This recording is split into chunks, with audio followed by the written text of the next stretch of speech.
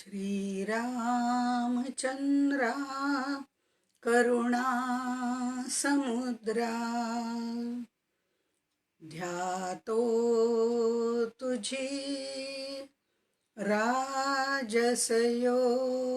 मुद्रा नेत्री नये रे तुझ वीण निद्रा कै भेटसी बा मजला सुभद्रा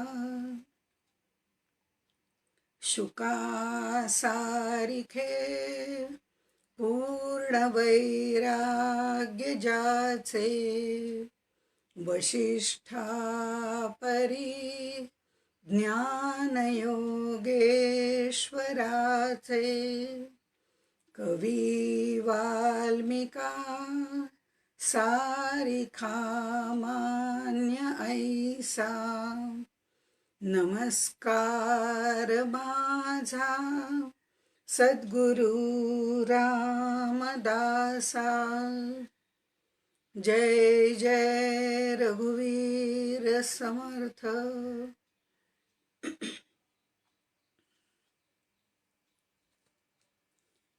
आज आपण समर्थांच्या नरदेह स्तवनमधलं धन्य धन्य हा नरदेहो याविषयी थोडासा विचार करणार आहोत।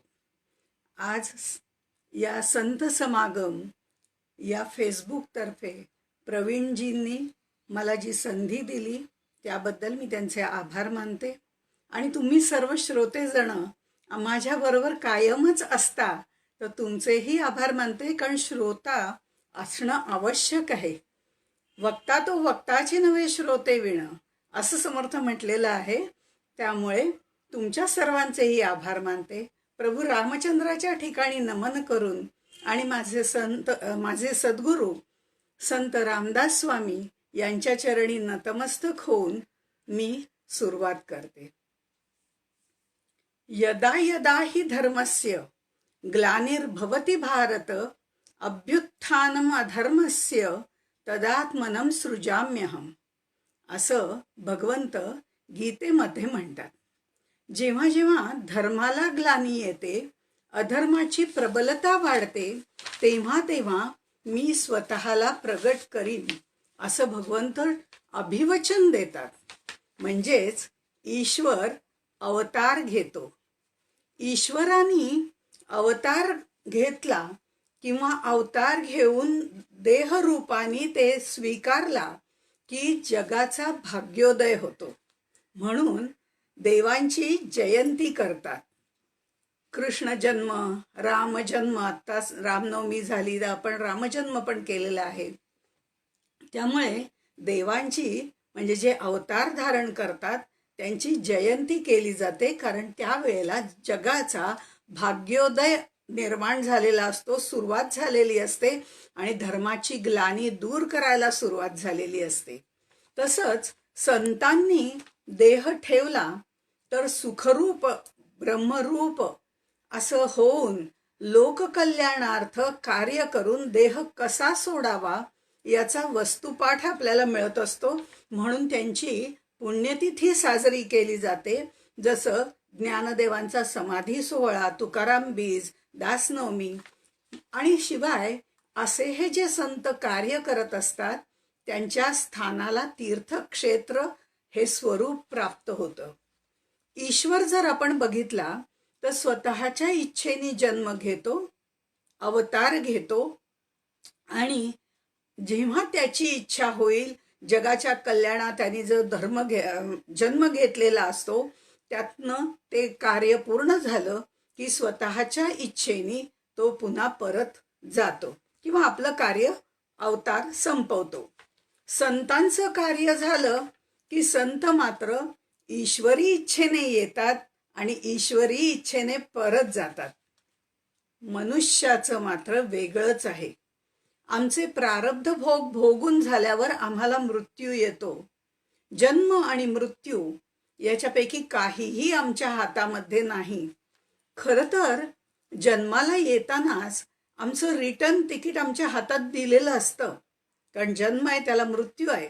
त्यामुळे जन्म होतानाच आमच्या हातात आमचं रिटर्न तिकीट दिलेलं असतं, पण त्या बाळमुठीतून ते केव्हा आणि कुठे पडतं ते आम्हाला समजतच नाही आणि त्यामुळे आम्हाला ती तारीख माहिती नसते.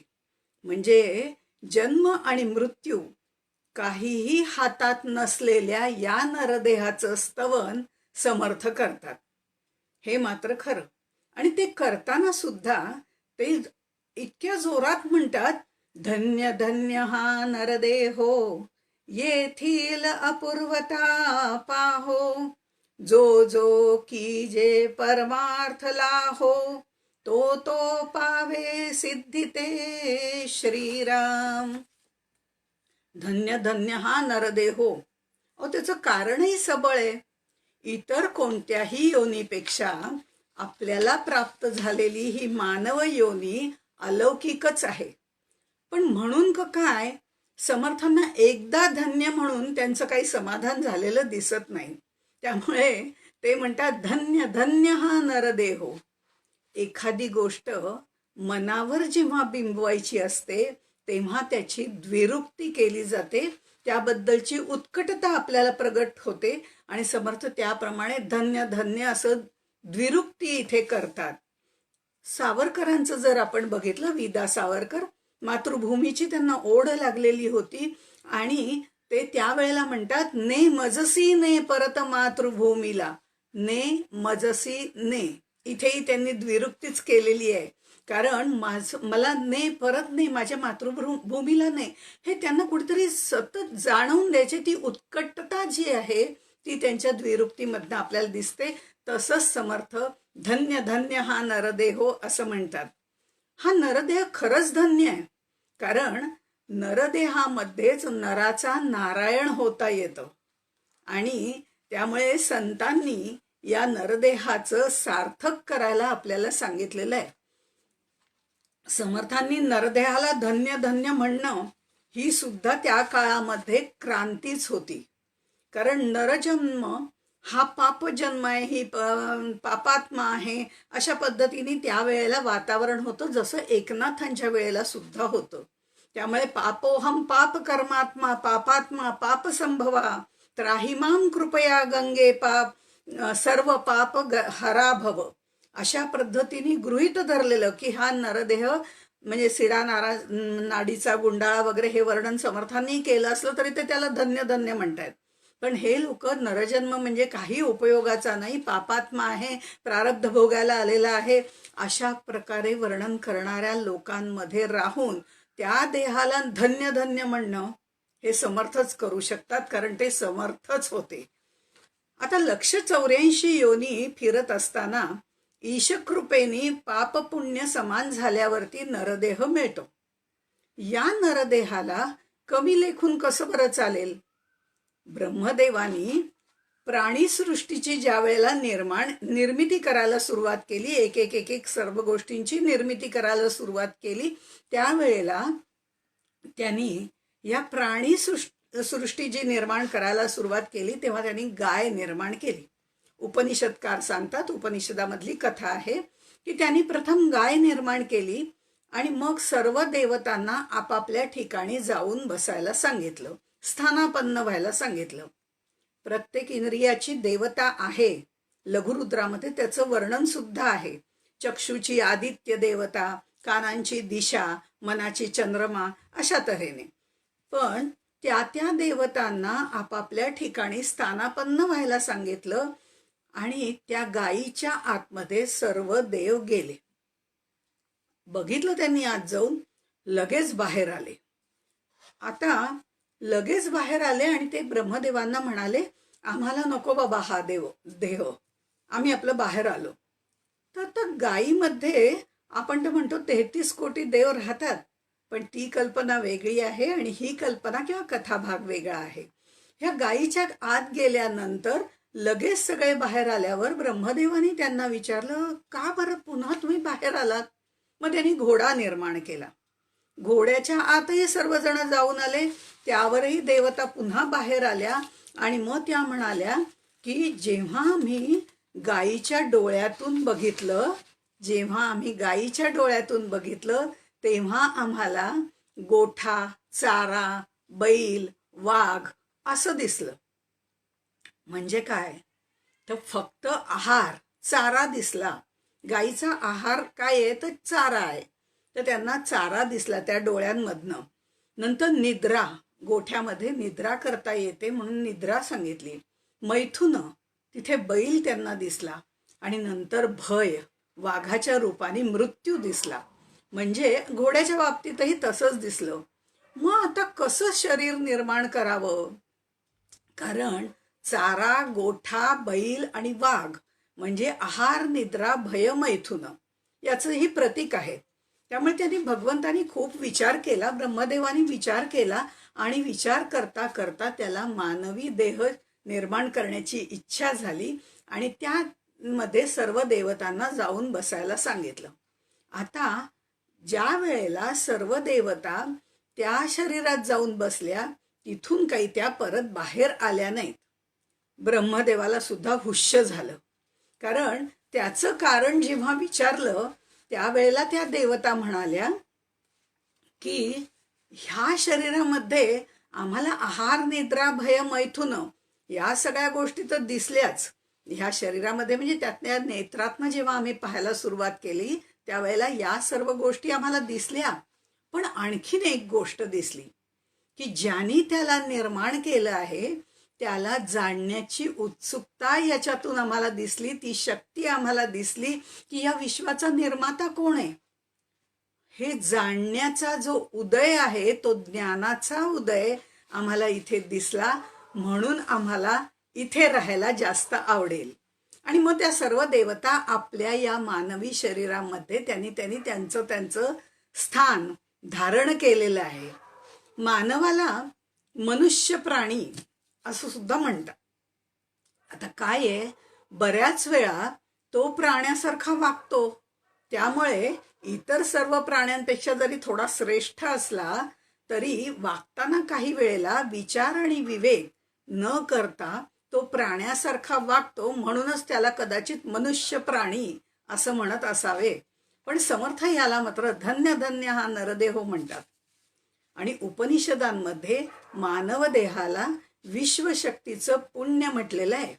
यात अपूर्वता आहे, कारण 184 योनीमध्ये जे होऊ शकत नाही ते ह्याच्यामध्ये होतं, या नरदेहामध्ये होतं.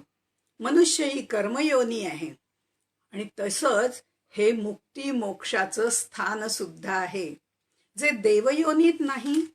जे भोगयोनी, देवयोनी ही भोगयोनी आहे त्यामुळे त्याच्यातही नाही, आणि प्राणी योनी ही नीच योनी आहे त्याच्यातही ते शक्य नाही. पण नरदेहामध्ये हे शक्य आहे, कारण ते मुक्तीचं प्रवेशद्वार आहे. आणि म्हणून समर्थ म्हणतात धन्य धन्य हा नरदेहो. या समासातल्या जर आपण काही ओव्या बघितल्या तर नरदेह काय काय करू शकतो किंवा त्यांनी काय काय केलं आहे हे सगळं समर्थांनी ओव्यांच्या आधारे सांगितलेलं आहे. आणि ते सांगताना ते असं म्हणतात, एक मनो सिद्ध, एक वाचा सिद्ध, एक अल्पसिद्ध, एक सर्वसिद्ध. अशा पद्धतीने त्यांनी वर्णन केलेलं आहे. काहीच त्यांनी असं वर्णन केलं की एक नवविधा भक्ती मार्गे गेले, म्हणजे त्यांनी नवविधा भक्तीचा मार्ग अनुसरून सलोकता, समीपता, सायुज्यता इथपर्यंत स्वरूपता या चारही मुक्ती त्यांनी इथे मिळवू शकतो, मिळवलेले आहेत. असे लोक, भक्ती मार्गाने जाणारे लोक सुद्धा आहेत. जे 4 मुक्ती मिळवतात ते याच देहात मिळवतात, अन्य देहामध्ये नाही. आणि त्यामुळे हे मुक्तीचं प्रवेशद्वार आहे. त्यामुळे नवविधा भक्ती करून नरदेहातच उत्तम प्रगती साधता येते. म्हणून तर नरदेह श्रेष्ठ आहे. म्हणून नरदेह श्रेष्ठ, नाना देहांमध्ये वरिष्ठ, जयाचेने चुकले आरिष्ठ यमयातनेचे. आणि हे सगळं सांगताना सुद्धा ते आणखीनही वर्णन करतात की एक भयानकावरी बैसले, वाघावर बसलेले, हातामध्ये सर्पाचा चाबूक घेतलेले चांगदेव महाराज आपल्याला माहिती आहे. कुणी तप केलं, कुणी योगी झाले. हे सगळ्या गोष्टी जर बघितलं तर हे सगळं नरदेहामध्येच शक्य आहे. म्हणून या नरदेह स्तवनामध्ये समर्थ या देहाला, नरदेहाला धन्य धन्य हा नरदेहो असं म्हणतात. आणि ते हे कर्मयोनी आहे. इथे आपण कर्मच करू शकतो. आणि त्यामुळे या कर्मेंद्रियांच्या द्वारे, या ज्ञानेंद्रियांच्या द्वारे आम्ही मनबुद्धी चित्ताचा, अहंकाराचा वगैरे सर्व वापर करून, म्हणजे अहंकाराचा त्याग करून, पण या सगळ्या गोष्टी करून आम्ही तिथपर्यंत जाऊ शकतो. ज्यांनी ज्यांनी हे सर्व केले तो नरदेह नक्की आहे तरी कसा? तर या नरदेहामध्ये 5 कर्मेंद्रिय आहेत, 5 ज्ञानेंद्रिय आहेत. या 10 इंद्रियांची बुद्धी ही अध्यक्ष आहे, प्रेसिडेंट. त्यामुळे बुद्धी ही अध्यक्ष आहे आणि मन हे पंतप्रधान आहे. मन की बात आपल्याला लक्षात आलंच असेल. त्यामुळे मन आणि बुद्धी जी कामं सांगतात ती ही सगळी ज्ञानेंद्रिय त्यांना मदत करतात. आणि त्यानंतर कर्मेंद्रिय सांकामे असतात, ते फक्त सांगितलेली कामं करतात. आता मन सांगेल त्याप्रमाणे सगळी कामं करतात. पण बुद्धी जी आहे ती डोकं लढवत असते. चांगलं काय, वाईट काय, सारासार विचार करत असते. आणि त्यामुळे हे सगळं जरी बुद्धी ठरवत असली ना, तरी ऐकतात मात्र सगळं मनाचेच. त्यामुळे या सगळ्यांना मनाचंच ऐकावं लागतं, जे देहबुद्धीमध्ये गुंडाळलेले असतात त्यांना. पण हळूहळू या नवविधा भक्तीच्या मार्गाने जेव्हा जातो त्यावेळेला मात्र बुद्धीचं ऐकून सारासार विचार करण्याची आपल्यामध्ये पात्रता निर्माण होते, ती या नरदेहामध्येच.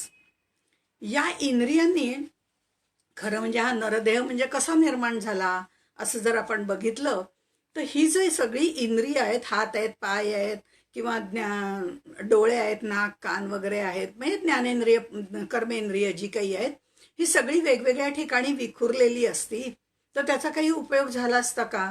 नाही. ती सगळी जण एकत्रित राहत आहेत म्हणून त्यांचा उपयोग आम्हाला करणं शक्य आहे. या ज्ञानेंद्रियांनी असं ठरवलं की आपण सगळेजण एका ठिकाणी राहू. या कर्मेंद्रियांनी तसं ठरवलं. मग या इंद्रियांना राहायला जागा नको का? मग त्यांनी असं ठरवलं की आपण एखादी स्वतंत्र सोसायटीच काढली तर काय हरकत आहे? गृहनिर्माण सोसायटी. तशा पद्धतीने आता बँकेत काम करणारे असतात ते त्यांची सोसायटी काढतात, MSEB मध्ये असतात ते.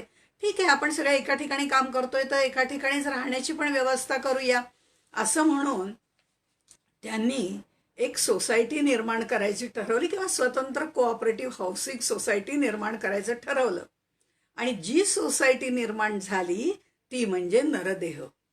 आता आपल्या मनासारखं राहायला घर मिळावं म्हणून प्रत्येकाने खटपट लटपट सुरू केली आणि बुकिंग करायला सुरुवात केली. आता सोसायटी म्हटल्यावर बुकिंग करायला पाहिजे की नाही, तर त्यामुळे त्यांनी सोसायटीमध्ये आपलं आपलं बुकिंग करायला सुरुवात केली. कान आले आणि कानांनी 2 बाजूला 2 स्वतंत्र फ्लॅट घेतले. सगळीकडचं इकडचं तिकडचं ऐकायला यायला पाहिजे ना, त्यामुळे त्यांनी 2 स्वतंत्र फ्लॅट घेतले. जीप जर बघितली तर जरा श्रीमंतच होती बरं. तिने सिक्युरिटीला जरा प्रेफरन्स दिला. सोसायटीत राहत असली तरी सुद्धा सिक्युरिटीला प्रेफरन्स दिला आणि आपल्याला आतल्या बाजूला सुरक्षित राहता यावं म्हणून तिने 32 दातांचं कंपाऊंड घातलं. बरं तेवढंही पुरलं नाही का काय कुणास ठाऊकी, पण 2 ओठांचे 2 सिक्युरिटी गार्ड्स सुद्धा तिने स्वतःसाठी वेगळे ठेवले. आता हे सगळं बघून, नीट सिक्युरिटी आहे का नाही आहे हे सगळं बघून ती मुखामध्ये राहायला गेली. अर्थात एवढ्या बंदोबस्तात राहिली असली तरी नको ते गोंधळ घालून, नको ते बडबडून, नको ते खाऊन घालायचा तो गोंधळ ती घालतेच हे वेगळं. असो, आणखीन जे बाकीचे लोक आहेत, डोळे मात्र म्हणले की आम्ही दोघं भाऊ आहोत, आम्ही आपले शेजारी शेजारीच राहू. म्हणून त्यांनी 2 शेजारी शेजारचे फ्लॅट घेतले. आणि संबंध सुरळीत राहायला पाहिजेत ना भावाभावांमधले सुद्धा, म्हणून त्यांनी मध्ये कंपाऊंड वॉल घालून घेतली. दोघांची दारं एकाच बाजूला मात्र ठेवली त्यांनी. अहो, एकाचं दार मागे आणि एकाचं दार पुढे असतं तर केवढा गजहब झाला असता. अर्थात या सगळ्या ह्याच्यामध्ये नाकाला जरा कमीच जागा मिळाली, कारण मध्ये कंपाऊंड पण घातलं होतं ना. तर त्यामुळे त्यांनी मात्र काय केलं की त्या एकाच फ्लॅटमध्ये 2 कंपार्टमेंट केली. मन मात्र हृदय कमळामध्ये राहायला गेलं आणि बुद्धी म्हणाली, ह्या सगळ्या गडबड गोंधळात अजिबात नको, मी आपली हिल स्टेशनला राहायला जाते. त्यामुळे ती हिल स्टेशनला राहायला गेली, मस्तकामध्ये राहायला गेली. त्यामुळे इंद्रियांच्या मदतीशिवाय मन आणि बुद्धीला बाहेरचं काही ज्ञान होईना. हे ज्ञान करून घेतलं की मग कर्मेंद्रियांकडनं काम करून घेता येईल. म्हणून या सगळे जे डोळे, नाक, कान हे जे सगळे बाहेरच्या बाजूला होते, ते सगळी माहिती त्या मनाला द्यायला लागले, मन बुद्धीला द्यायला लागलं, बुद्धी पुन्हा काय विचार करून पुन्हा मनाला सांगायला लागली आणि मन ते सगळं इंद्रियांकडनं करून घ्यायला सुरुवात केली. ह्या सगळ्या ह्याच्यामध्ये एक जरा गडबडच झाली, कारण त्वचा अजून आलीच नाही ना. काय आहे, शेवटी ती तिचा नट्टापट्टा करूनच आली. आणि कसं आहे की हा रंग घेऊ का तो रंग नेसू साडीचा, असं जसे ह्या विचारामध्ये ती असं म्हणायला लागली की मी कोणता बरं रंग घेऊ, सावळा घेऊ का काळा घेऊ का गोरा घेऊ. या सगळ्या ह्याच्यामध्ये तिला थोडासा उशीरच झाला बरं. कुठेच जागा शिल्लक नव्हती. पण आणि छोटा फ्लॅट तिला चाललाही नसता, आणि म्हणून ती तशी प्रेमळ होती आणि सगळ्यांच्या लाडकी अशी असल्यामुळे हे विश्वची माझे घर असं म्हणून संपूर्ण कॉलनीभर म्हणजे आपल्या पूर्ण शरीराभर ती राहायला सुरुवात केली. आता ही सगळ्यांची व्यवस्था झाली आणि हा नरदेह तयार झाला. हा झाला वेगळा भाग. पण नरदेह तयार झाला, आता त्याचा आध्यात्मिक विचार आपण थोडासा करू. तो महत्वाचा आहे ना शेवटी. कारण डोळे हा अवयव आहे, इंद्रिय आहे, तर चक्षु हा त्याचा गोलक आहे. डोळे आहेत ह्याचा अर्थ पाहता येतं असा नाही. तर चक्षु ही शक्ती जर त्याच्यामध्ये असेल तर पाहता येतं, अन्यथा नाही. कान हे इंद्रिय आहे, पण कर्ण हे गोलक आहे. आणि तसं जिभेचा गोलक वाणी आणि रसना आहे, नाकाचा गोलक घ्राण आहे. अशा पद्धतीने सगळ्याचे गोलक ठरलेले असतात. ती त्याची त्याची शक्ती असते. डोळे आहेत पण डोळ्याची शक्तीच नसेल तर त्याचा काही उपयोगच नाही. किंवा आपण जर बघितलं की कर्ण आहे म्हणजे कान आहेत हे इंद्रिय आहे, पण त्याचा जो गोलक आहे कर्ण ही शक्ती जर त्याच्यामध्ये नसेल तर ऐकू येणार नाही. म्हणजे त्या त्या घरात राहणारी ती शक्ती पण असणं आवश्यक आहे. आणि म्हणून घरात जर माणसं असतील तर घराला घरपण येतं.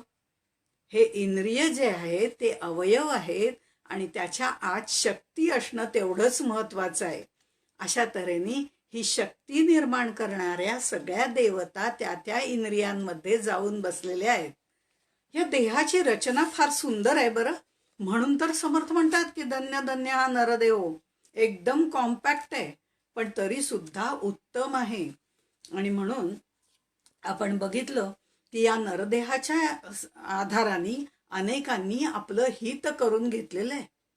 या नरदेहाचे निसंबंधे बहुत पावले उत्तम पदे, अहंता सांडून स्वानंदे सुखी झाले श्रीराम. आपण आतापर्यंत कुणी कुणी काय काय केलं हे सगळं बघितलं.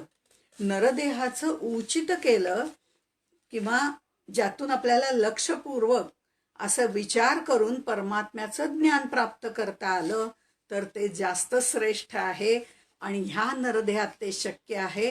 म्हणूनच आपल्याला या इंद्रियांच्या सहाय्याने, कारण नरदेह हे शेवटी साधन आहे, त्यामुळे या इंद्रियांच्या सहाय्याने आपल्याला त्यातूनच परमेश्वरापर्यंत पोहोचायचंय. आता ह्या डोळ्यांचीच रचना बघा ना. मगाशी आपण हे सगळे कुठे कुठे राहतात ते बघितलं. हे 2 डोळे शेजारी भेट नाही संसारी, किती सहजपणे आपण म्हणतो नाही का. पण हे 2 डोळे आहेत हे आपल्याला द्वैत दाखवतात. आम्ही 2 आहोत 2 आहोत 2 आहोत असं सारखं द्वैत दाखवतात. आणि द्वैतामध्ये भय असतं.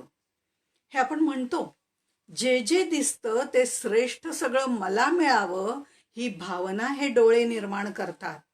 बरं, मिळाले तर दुसरं कोणी नेईल का, ते संपून जाईल का, म्हणून त्याला सांभाळावं लागतं. आता ते जाऊ नये हेही भय आहे, ते सांभाळण्याचंही भय आहे. आता भेट नाही संसारी असं जे म्हटलेलं आहे, या प्रपंचाच्या गोंधळामध्ये म्हणजेच या पाचा पाचाच्या गोंधळामध्ये जो राहतो तो प्रपंच करणारा असतो. या प्रपंचाच्या गोंधळामध्ये जर आपण आसक्ती रहित राहिलो तर मात्र या प्रपंचामध्येच गुंडाळून जातो, गुरफटून जातो. पण आसक्तीयुक्त म्हणजे असतो त्यावेळेला, आणि आसक्ती रहित ज्या वेळेला होतो तेव्हाच भगवंताची भेट होते. आणि द्वैतात गुंतलं तर भगवंताची भेट होत नाही. दोन डोळे शेजारी भेट नाही संसारी, हे आपल्याला ते शिकवत असतात, हे डोळे सांगत असतात. पण पुढे जाऊन याला धन्य धन्य का म्हटलेलं आहे, कारण हे डोळे दिसायला दोन आहेत, पण चक्षु ही त्यांच्यातली शक्ती मात्र एकच आहे. दिसायला दोन डोळे असले तरी पाहतात एकच. तर त्यामुळे हे डोळे सांगतायत की ही जी शक्ती आहे ना, ती शक्ती जी आहे ती बाहेर बघणारी जी शक्ती आहे ती द्वैत दाखवते. पण अंतर्मुख हो ना, हे डोळे मिटले की बाहेरचं दिसत नाही. मनपटलावर उठतं तो भाग वेगळा, पण साधना करत गेलं तर आपल्याला अंतर्मुख होण्यासाठी त्याची मदत होते. आणि म्हणून ते म्हणतात की आतमध्ये बघ ना, आतमध्ये बघ ना, बाहेर कशाला. हे डोळे बाहेरचं दोन दाखवत असले तरी आज जर त्याला वळवले तर ते मात्र आपल्याला एकच तत्व दाखवतात, ते म्हणजे भगवंताचं तत्व दाखवतात. म्हणून दिसायला दोन आहेत, ते भेट नाही संसारी असं म्हणतात, पण जेव्हा ते अंतर्मुख केले जातात तेव्हा तेच आपल्याला ज्ञानचक्षुच्या माध्यमातून भेट घडवत असतात. आणि म्हणूनच दोन डोळ्यांना एकच पाहण्याची शक्ती देणारा कोण आहे त्याला आपल्याला पाहायचंय, तो पाहणं महत्वाचं आहे. आणि ते अंतरसाधनेने जमतं, ते या नरदेहाचंच जमतं. म्हणून ते म्हणतात धन्य धन्य हा नरदेहो. आपण थोडा वेगळ्या पद्धतीने विचार करतोय या अवयवांचा. पुढच्या काही ओव्यांमध्ये ते असं म्हणतात, नरदेह अंध असला तरी तो निपटची वाया गेला, अथवा बधिर असला तरी निरूपण नाही श्रीराम. आंधळा पांगळा थोटा असा नरदेह परमार्थासाठी काही उपयोगाचा नाही असं समर्थ म्हणतायत. असं आपल्याला जरी वाटत असलं तरी ते तसं नाही. हा सरळ सरळ अर्थ झाला. कारण अंध असणारे प्रज्ञाचक्षु गुलाब महाराज त्यांचं काय, कुर्मदासाचं काय, समर्थांना तसं म्हणायचंच नाहीये. डोळे असून आंधळा आहे, कान असून बहिरा आहे, भगवंतानी दिलेल्या अवयवाचा, त्या शक्तीचा उपयोग करत नाहीये तो. त्याला हे अवयव प्राप्त असून सुद्धा त्याचा काही उपयोग नाही. तो डोळे असून आंधळा आहे, कान असून बहिरा आहे असं समर्थांनी म्हटलेलं आहे. त्यामुळे हातांनी दान केलं नाही तर तो हात थोटाच आहे, मुखाने नामस्मरण केलं नाही तर ते मुख मुकच आहे, पायाने तीर्थयात्रा केली नाही तर तो पांगळाच आहे. आणि म्हणून हे सगळं त्या त्या अवयवांचं कार्य ईश्वर प्रेरणेने करत असताना ईश्वराप्रतीच करावं हे सांगणारा हा समास आहे. त्यामुळे हे अवयव सगळे जे आहेत ते आपल्याला प्रत्येक गोष्ट शिकवत असतात.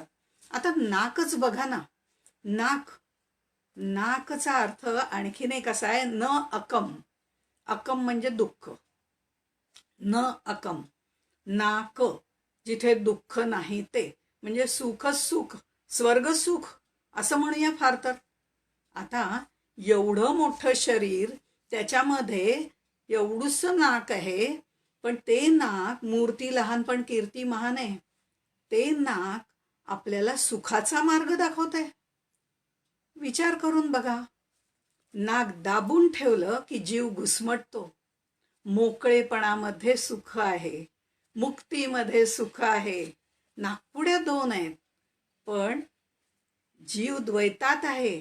तो जिवंत राहण्यासाठी श्वासोच्छ्वास आवश्यक आहे, पण मोकळी हवा हे मुक्तीचा आनंद देणारी आहे, हे आपल्याला ते सांगत असतात. आणि प्राणायामाने त्याच्यावर नियंत्रण ठेवायचं असतं. इंद्रियांवर नियंत्रण असेल तर सुख आहे, अन्यथा सुख नाही. आणि त्यामुळे नाक आपल्याला स्वर्गसुख कसं मिळेल हे दाखवलं जातं, सांगत असतात, पण आम्ही ऐकत नाही ना. आम्ही प्रपंचामध्ये काही गोष्टी नाकावर टिचून करत असतो, ते वेगळं. अर्थात ते देहबुद्धीचं काम आहे.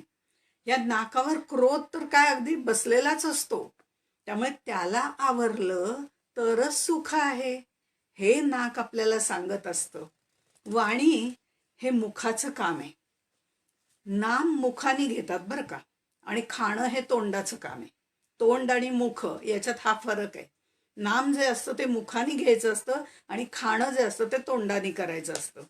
कारण विवेकानंद असं म्हणतात की तुमच्या मुखातून बाहेर पडलेला प्रत्येक शब्द, तुमच्या हातून घडलेलं प्रत्येक कर्म, तुमच्या मनात आलेला प्रत्येक विचार तुमचं भवितव्य घडवत असतं. म्हणजे मुख, हात आणि बुद्धी यांचा मेळ असायला हवा. मन, मनगट, मेंदू हे महत्वाचं आहे. योग्य प्रसंगी योग्य बोलणं, योग्य संवाद साधणं आवश्यक आहे. बोलणं आणि खाणं या दोन गोष्टी जिभेशी निगडीत आहेत. जीभ गोड बोलून आपलं काम पण करून घेऊ शकते आणि वाईट बोलून माणसांना तोडण्याचं काम सुद्धा करते. त्यामुळे वाणी त्याची देवताच अग्नी आहे हो. तर त्यामुळे या वाणीला जे प्रेमाची ऊब जी असते ती बोलूनही साध्य करता येते आणि जळजळीत शब्दांनी ती दुसऱ्याला जाळायचं सुद्धा काम करते. यावत जीवेत सुखम जीवेत रूढम कृत्वा घृतम पिबेत, खा प्या मजा करा, अशा या वासनात्मक विचारांच्या आहारी जाऊन परमेश्वरांनी आपल्याला हे जे भक्तीचं साधन दिलेलं आहे ते करायचं, ती भक्ती करायची. ते न करता आम्ही आमचं शरीर वाया घालवतो. तसं करू नये असं सज्जन आम्हाला नेहमी संत संगतीमध्ये राहायला सांगतात. ते त्यासाठी सांगतात कारण नरदेह हे सत्कर्माचं फळ आहे, दुर्लभ आहे आणि म्हणूनच ते धन्य धन्य आहे. डोळे, नाक, वाणी, कान. आता कानाचं जर बघितलं, श्रवणी जसा गुण परीक्षितीचा असं समर्थांनी म्हटलेलं आहे. त्यामुळे श्रवण करायचं, ते कसं करायचं तर ते परीक्षितीसारखं श्रवण करता आलं पाहिजे. आम्ही भागवत ऐकतो, 7 दिवस भागवत कथा ऐकतो की आम्ही, एकदा नाही हो, दरवर्षी ऐकतो. पण आम्हाला मुक्ती मिळते का? म्हणजे आमच्या आणि परीक्षितीच्या श्रवणामध्ये निश्चितपणे काहीतरी फरक आहे. श्रवण भक्तीनी श्रवण करायचं आहे. श्रवण, मनन, चिंतन, निदिध्यासन, आचरण हे सगळं श्रवणामध्ये येतं आणि हे जेव्हा सगळं एकत्रित येतं तेव्हा त्या श्रवणाची श्रवण भक्ती होत असते. तोपर्यंत नाही, अन्यथा होतं ते नुसतं श्रवण होतं. आता भक्ती कशी होते याचं उत्तम उदाहरण म्हणजे कल्याण स्वामी आहे. समर्थांनी दासबोध सांगितला आणि कल्याण स्वामींनी मनाचे कान आणि हृदयाची लेखणी करून तो लिहिला आणि तो त्यांच्या हृदयावरती कायमचा कोरला गेला. पण त्या ज्या कानांनी त्यांनी ऐकलं आणि हृदयापर्यंत नेलं तो भाग महत्वाचा आहे. कानांची रचनाच बघा ना, आपल्या इतकी सुंदर केलेली आहे की स्ट्रेट हायवे आहे, इकडून घ्यायचं आणि तिकडून सोडून द्यायचं, अगदी सरळ सरळ स्ट्रेट हायवे असं म्हटलं तरी हरकत नाही. पण जर आपल्या ज्या स्वहिताच्या गोष्टी असतात, चांगल्या गोष्टी असतात, श्रेयस गोष्टी असतात, त्या अशा हायवेवरनं सोडायच्या नसतात. त्या श्रेयस गोष्टी, चांगल्या गोष्टी म्हणजे स्वार्थाच्या नव्हे, नाही तर स्वार्थाच्याच गोष्टी आम्हाला चांगल्या वाटतात, तर तसं नव्हे. तर ह्या मात्र आम्हाला मनन चिंतनासाठी हृदयात साठवायच्या असतात. आम्ही नेमकंच उलटं करतो. ज्या नको त्या प्रपंचाच्या गोष्टी हृदयात साठवून ठेवतो आणि ज्या चांगल्या परमार्थाच्या गोष्टी असतात त्या इकडून ऐकून तिकडे सोडून देतो. श्रवण चांगलं आणि वाईट दोन्ही असतं. आमच्या कानावर सकाळी उठल्यापासनं कितीतरी आम्ही गोष्टी ऐकतो. दूधवाला आहे, पेपरवाला आहे, कामवाली बाई आहे, शेजारणीच्या गप्पा आहेत. हे ऐकणं म्हणजे श्रवण नव्हे. आणि म्हणून शरीराची रचना किती व्यवस्थित केलेली आहे हे जे मी मगाशी म्हटलं, तर हे 2 कान जर आपण पाहिले, ते 2 कान एकमेकाच्या जवळ चित्ररूपाने आपल्या समोर आणून बघा. 2 कान आपल्या जवळ आणले तर हृदयाचा आकार तयार होतो आणि मन जे असतं ते हृदयामध्ये असतं. कानानी मनापासून केलेलं श्रवणच हृदयात जातं आणि हार्ट हा इंग्रजी शब्द सुद्धा बघा. 2 कान जवळ आणले तर हृदयाचा आकार होतो की नाही. तसंच HEART हार्ट या शब्दामध्ये सुद्धा H आणि T बाजूला केले तर EAR हेच होतं. म्हणजे मनाचा कानाचा आणि किती मेळ आहे हे महत्वाचं आहे. आणि मान बघा ना आपली. मान खरं म्हणजे भगवंतानी शरीराची रचना केली त्यावेळेला ती मागे ठेवलेली आहे आणि कंठ पुढे आहे. मान मागे आणि कंठ पुढे आहे. मान अपमानाला मागे ठेवायचं आहे आणि कंठातून भावपूर्ण शब्द बाहेर टाकायचे. त्यासाठी कंठामध्ये राम नामाचा फिल्टर बसवायला हवा. म्हणजे हे येणारे बाहेर पडणारे शब्द सगळे रुजू, सरळ, सुंदर असेच बाहेर पडतील. पण मान आपल्याला सगळीकडे लागतो हो. प्रत्येकाला हवा असतो. सामान्य माणूस नात्याचा मान, खुर्चीचा मान, इब्रतीचा मान, इज्जतीचा मान कितीतरी अपेक्षा करत असतो आणि अपेक्षा केली की अपेक्षा भंगाचं दुःख पदरी पडतं. लोकांना मोठेपणा द्यावा, त्यांची स्तुती करावी, ते फक्त या कंठातूनच बाहेर पडू शकतं. आणि म्हणून हा मनुष्य जो आहे तो हे संपूर्ण नरदेह इतका सुंदर रीतीने जर भगवंतानी निर्माण केलाय, त्या मनुष्यानी हा नरदेह परमेश्वराची प्राप्ती करण्याचं साधन म्हणूनच वापरला पाहिजे. पण कसं आहे, आम्हाला इतकी हौस असते, मान असतो, अपमान असतो, हे आहे, त्याच्याबरोबर आमची हौसही अशी असते की आम्हाला असं वाटतं हे सगळं माझंच आहे. मृत्तिका खणोनी घर केले ते माझे ऐसे दृढ कल्पिले. मी घर बांधलो, इतक्याचा फ्लॅट घेतला, अमकं केलं. हा मी काही कुठं जात नाही. त्यामुळे मी फ्लॅट घेतला, मी घर घेतलं, मी असं घर बांधलं. इथेच समर्थ आपल्याला दाखवून देतात. मूषक म्हणती घर आमुचे, पाली म्हणती घर आमुचे. बघा सगळं वर्णन केलेलं आहे. ऐसे शरीर बहुताचे, मूर्ख म्हणे ते आमुचे. हे महत्वाचं आहे. त्यामुळे माझं घर, माझं ज्ञान, माझं कुळ, मी माझेचा जो अभिमान आहे तो आमच्या मनामुळे, मानामुळे आमचा वाढत असतो. आपल्यातला अहंकार, आपल्यातला ताठा हा नेहमी आम्हाला घातकीच ठरतो. म्हणून ही मान मागच्या बाजूला आहे, पण आम्ही मात्र त्याला पुढे ढकलत असतो.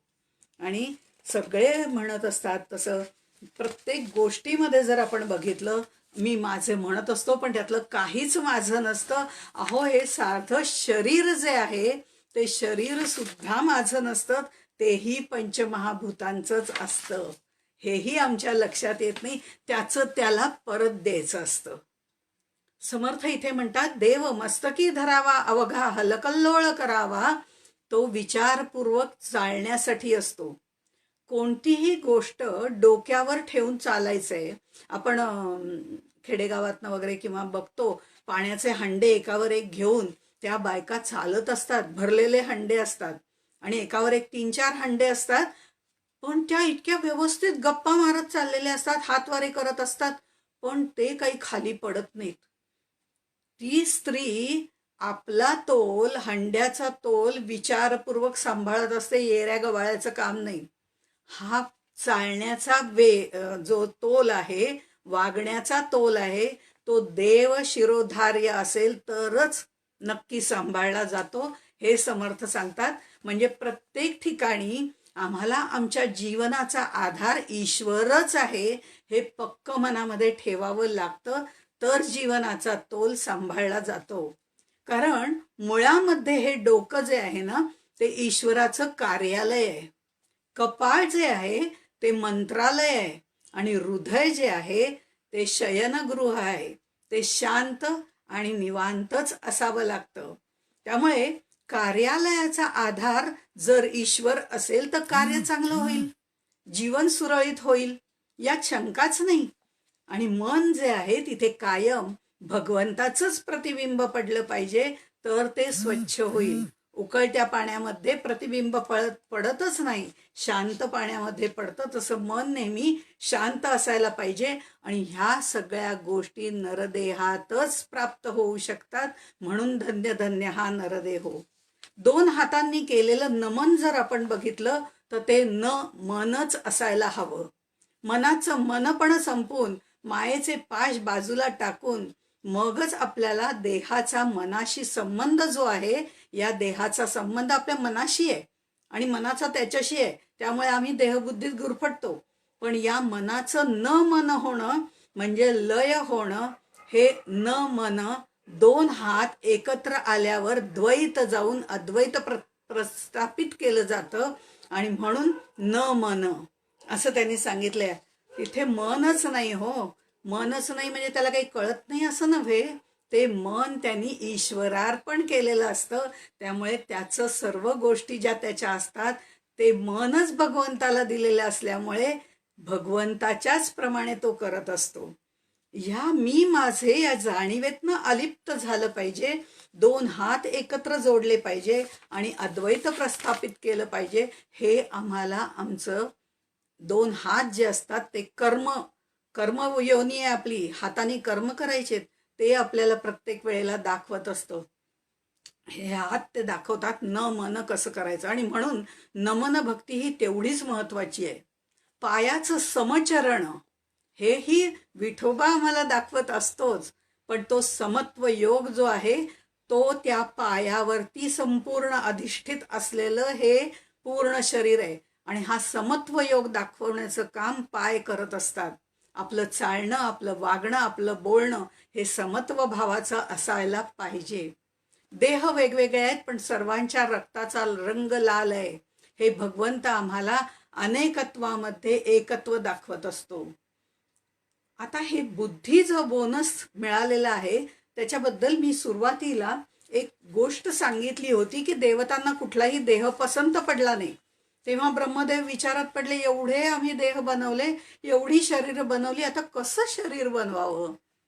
त्यावेळेला त्यांची जी पत्नी, हा कथाभाग कथेकऱ्यासारखा आहे पण तरी आवडेल, कारण ब्रह्मदेवाची पत्नी त्याला असं म्हणाली. बायका हुशार असतात बरं का.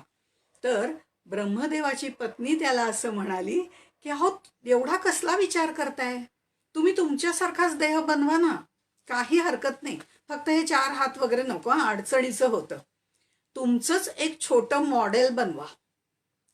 ते एवढे खुश झाले आणि त्यांनी म्हणजे ब्रह्मदेवांनी त्यांच्यासारखंच मॉडेल शरीर बनवलं, ते म्हणजे नरदेह.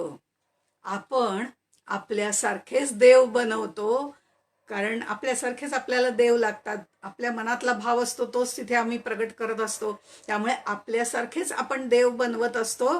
पण देवानी देवासारखं आपल्याला बनवलेलं आहे हे मात्र आम्ही विसरून जातो. ते त्याच्यासारखं सच्चिद आनंद स्वरूप असा आपला देह आहे.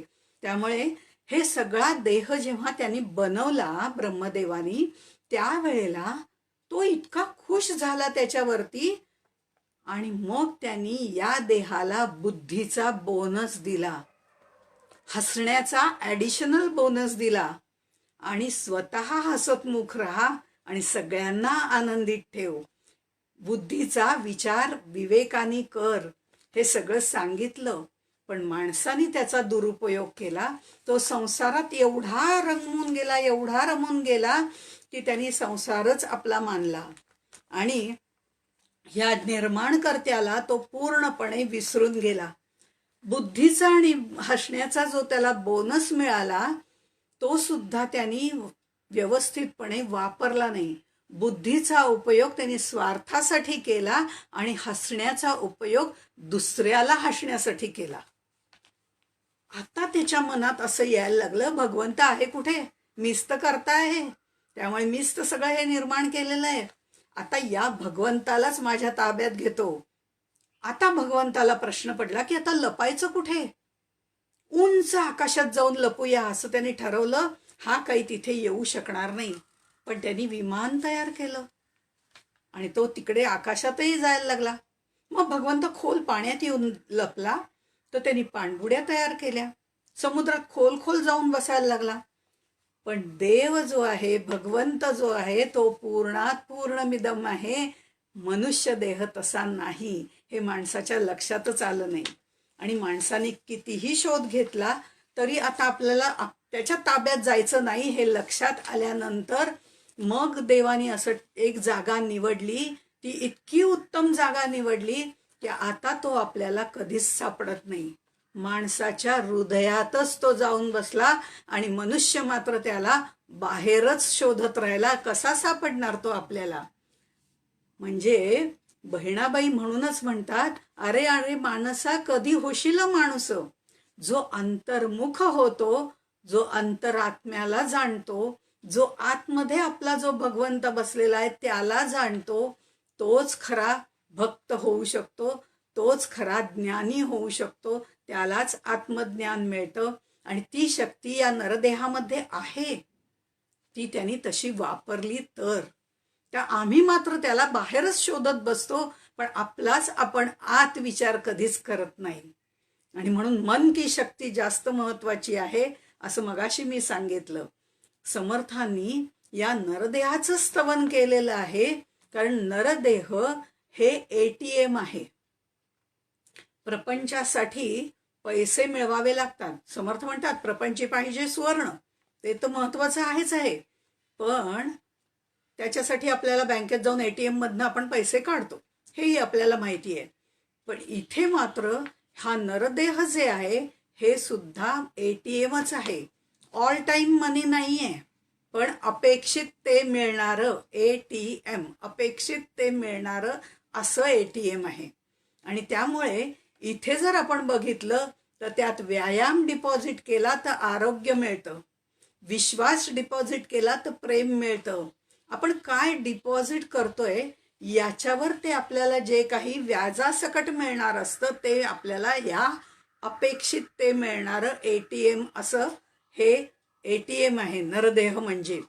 आणि त्यामुळे आपण चांगल्या गोष्टी केल्या तर चांगल्या गोष्टी परत मिळतात, वाईट गोष्टी केल्या तर वाईट गोष्टी मिळतात. देह परमार्थी लावले तरीच त्याचे सार्थक झाले, असं समर्थ म्हणतात. ते याच्यासाठी नरदेहाचं महत्व एवढं आहे की दत्तांनी जे 24 गुरु केलेले आहेत त्यातला 24वा नरदेहच आहे. विवेक वैराग्य हा विचार किंवा आपल्या गुरूंचा विचार किंवा नरदेहाचं महत्व, हे सगळे ज्या गोष्टी आहेत याचा सगळ्याचा विचार आपल्याला नरदेहामध्येच करायला शक्य असतं, कारण तिथे बुद्धीचं वरदान आहे. आपल्याला नरदेहामध्येच दुसऱ्याला सुखी करता येतं, कारण आपल्याला हास्याचं वरदान आहे. शरीर माध्यम खलु धर्म साधनम असं शंकराचार्य जर म्हणतात, तर ते आपल्याला व्यवस्थितपणे जपणूक त्याची करायलाच हवी आणि ती महत्वाची आहे. आणि त्या पद्धतीनेच आपल्याला हे सर्व पुढे न्यायला हवं. म्हणून नरदेह धन्य धन्य आहे. एक व्हॉट्सॲपचे काही फायदे असतात पण तोटे पण बरेच आहेत. पण म्हणून व्हॉट्सॲपवरती एक मेसेज आला होता, तो सहज जाता जाता सांगते की त्याच्यामध्ये असं म्हटलं होतं की गाय आणि बैल परमेश्वरांनी म्हणजे एकदा सगळ्यांना बोलवलं आणि मग त्याच्या वेळेला त्यांनी गाय आणि बैल यांना बोलवलं आणि त्याच्यामध्ये त्यांनी सांगितलं की तुम्ही असं करा, मी हा मनुष्य देह इतका सुंदर निर्माण केलेला आहे, पण तुम्ही जन्मभर उन्हातानामध्ये कष्ट करून या माणसाची सेवा करा, मी तुम्हाला 60 वर्षाचं आयुष्य देतो.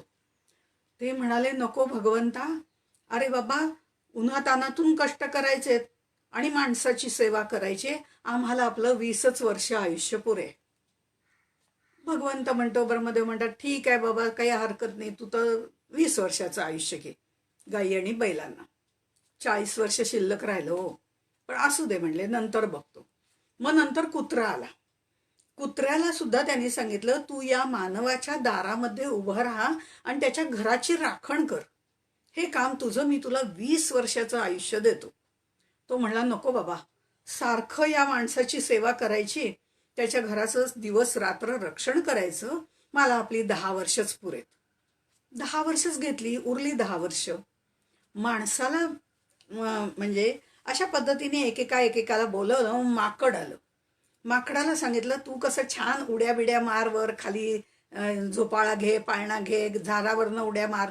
आणि हे माकडाला सांगितलं. आणि माणसाची करमणूक कर. आता त्याला 10 वर्ष, तो 20 वर्ष देऊ का नको म्हणला, 10 वर्ष बास झाली. प्रत्येकाने कमी आयुष्य मागितलं, कारण माणसाची सेवा करायची, त्याचं मन रिजवायचंय, त्याचं रक्षण करायचंय, त्याच्यासाठी कष्ट करायचे. मग माणसाला बोलवलं आणि म्हणला, तू आता मला तू इतका आवडलेला आहेस, तुला सगळ्याचं वरदान मी दिलेलं आहे, मला तू अत्यंत प्रिय आहेस. आता तू फक्त ना मस्तपैकी हे आयुष्य जग, खा पी मजा कर, झोप कर, काय करायचं तुला तर चांगल्या पद्धतीने कर. मी तुला 20 वर्ष आयुष्य देतो. पण माणूस आहे, आता आरामात जगायचंय, खायचंय प्यायचंय, मजा करायची आहे, मग 20च वर्ष. अरे तुला इतर सगळ्या प्राण्यांनी आयुष्य परत केलेत ना, ती मला दे ना म्हणला. भगवंतही त्याला तथास्तूच म्हणतो आणि त्याला सगळं जे काय आहे ते आयुष्य इतर प्राण्यांचं त्याला देऊन टाकतो, मनुष्याला देऊन टाकतो, 100 वर्ष आयुष्य. पण इथे माणसाची जी लालसा आहे, जी हव्यास आहे, जी वासना आहे, ती आपल्याला लक्षात येते. परधर्मो भयावहा याचं पण हे अत्यंत उत्तम उदाहरण आहे. कारण माणसाला जी प्रत्यक्ष भगवंतानी 20 वर्ष दिलेली आहे, ती पहिली 20 वर्ष तो उत्तम मजेमध्ये घालवतो. नंतर 40 वर्ष बैलासारखे कष्ट करतो, घर प्रपंच संसार बायका मुलं त्यांच्यासाठी राबतो बैलासारखी 40 वर्ष. उरलेलं दिलंय ना. नंतर 10 वर्ष जी माकडासारखी दिलेली आहेत, उड्या मारून करामती, ती आपल्या नातवंडांसमोर तो करतो, त्यांचं मनोरंजन करतो. आणि अखेरची 10 वर्ष कुत्र्यासारखा घरात बसून संपूर्ण घराचं रक्षण करतो. समर्थ म्हणतात, इथे त्यांनी दुसऱ्याची आयुष्य मागून घेतली आहेत. परधर्म भयावह, दुसऱ्याचं नको, आपल्याला दिलंय ते आयुष्य त्या भगवंताच्या चरणी लावायचं आहे.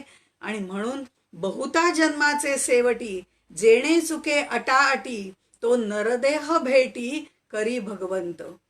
आता ह्या जे पाप पुण्य समान झाल्यावरती हा जो नरदेह प्राप्त होतो, त्यात देव मानव दानव हे तीनही लोक त्याच्यामध्ये सामावलेले आहेत. देवत्वही आहे, मानवत्वही आहे आणि दानवत्वही आहे. मग विरोचनासारखं देहाला आत्मा बनवून देहबुद्धीने त्यात रमायचं का सत्संगती सदासंगती सज्जनांची धरावी असं म्हणून देवत्वाला पोचायचं, हे सुद्धा आपल्याच हातात आहे. कारण आपल्याला बुद्धी विचार विवेक त्यांनी दिलेला आहे. आणि हा धन्य धन्य नरदेह आहे असं सगळे संत समर्थांसह सांगतात. आपल्याला देवाने जी ज्ञानेंद्रिय कर्मेंद्रिय दिलेली आहे, त्याचा उत्तम उपयोग आपण केला तरच आपण पहावे आपणासी आपण हे करू शकतो. पहावे आपणासी आपण म्हणजे आपलंच आपण आत्मपरीक्षण करायचंय. आपलंच आपण नीट राहतोय का, भगवंताप्रती जातोय का, त्याची साधना करतोय का, त्याच्यामध्येच रममाण होतोय का, या हास्य आणि बुद्धीचं वरदान आपण लोकांना चिडवण्यासाठी रडवण्यासाठी करतोय, ह्याचं आपलंच आपण परीक्षण करायचंय. म्हणजे पहावे आपणासी आपण. हे आणि हे दुसऱ्याला कुणाला सांगायला जायची गरज नाही. हो मला जमलं बरं का ते, तोही अहंकारच आहे. कारण इथे जे आहे हे आपलं आपण जसं निरीक्षण करत जाऊ त्यावेळेला आपण अंतर्मुख व्हायला लागतो आणि आत असलेल्या भगवंताचा ठाव घ्यायला सुरुवात करतो. आणि तरच हे सगळं केलं, अंतरसाधना परिपूर्ण झाली तरच भगवंत आपल्याला भेटतो, जो परापश्यंती मध्यमा वैखरी या परावाणीच्याही पलीकडे असतो, तो भगवंत आपल्याला भेटतो. आणि म्हणून इथे हा अंतर्मुख साधना जर करायची असेल तर ती करणारा जो आहे त्याचा देह धन्य धन्य हा नरदेह आहे, हाही विचार समर्थांनी मांडलेला आहे. त्यामुळे आपला जर आचार चांगला असेल तर आपले विचार चांगले होतात. चांगल्या विचारांनी चांगला व्यवहार केला जातो आणि अभ्यास केला जातो. प्रपंच आणि परमार्थ यांचं उत्तम व्यवस्थापन करता येतं. प्रपंच फिका फिका होत जाऊन भक्ती वाढते. आणि मृत्यू हे एकमेव सत्य आहे, त्याला हसत हसत समोर जाता येतं. म्हणजेच पंचमहाभूतांचा निर्माण झालेला देह, त्या पंचमहाभूतांना आपण समर्पण आपणहून करू शकतो. आणि म्हणून ते फक्त या नरदेहामध्येच शक्य असतं. म्हणून समर्थ म्हणतात, धन्य धन्य हा नरदेहो. या देहाला सार्थकी लावण्याचं बळ भगवंत तुम्हाला आणि मला, आपल्या सर्वांना देव, ही एक इच्छा समर्थचरणी व्यक्त करते आणि इथेच थांबते. जय जय रघुवीर समर्थ.